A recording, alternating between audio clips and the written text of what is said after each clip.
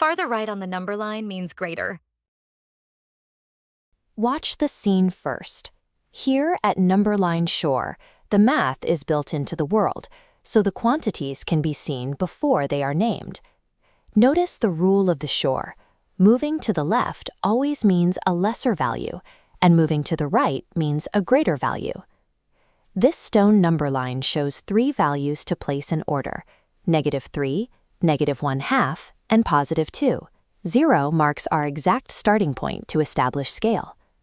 We evaluate -3 first. Tracking left from 0, we move past -1 and -2, dropping -3 at the position farthest to the left. Next is -1/2. It sits to the left of 0, but it does not reach -1. This places it firmly between -3 and 0. Finally, we place +2. Because it is positive, it sits on the right side of 0, well separated from the negative values. The path across these stones shows the exact sequence. Reading the physical placement from left to right gives us the order statement: -3 is less than -1/2, which is less than 2. Moving deeper into the water, measured depth reads record negative decimal values. We need to compare -1.7 and -1.2. This diagram plots both decimals. Though 1.7 looks larger, both are negative. -1.7 extends a greater distance left from 0. -1.2 is less negative, so it is greater. Numbers farther left are smaller. Therefore, -1.7 is less than -1.2. Trusting the spatial structure of the number line prevents errors based on just the digits.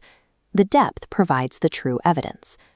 Further along the shore, the lily pads present a new comparison: a decimal, 0.75, and a fraction, 2/3. These values lack a shared scale. Let's rewrite 0.75 as the fraction 3/4. 3/4 is 0.75, and 2/3 is roughly 0.667, placing 3/4 to the right. Therefore, 0.75 is greater than 2/3. Rewriting values into a unified format allows us to find their exact shared scale, revealing their true spatial relationship. This wide landscape captures the entire environment. The 3 inequalities we solved are permanently integrated into the stones, reeds, and lily pads. The key move is to match the notation to the physical reality. The notation doesn't create the rule, it simply records exact relationships already present in the environment. As a young river otter swims through reeds and handles stones, the markings remain fixed. The physical space consistently validates the mathematics. Take one last look at the shore. Which mark in the environment proves the mathematical relationship, and how does the animal action make it true? 3/4 is greater than 2/3.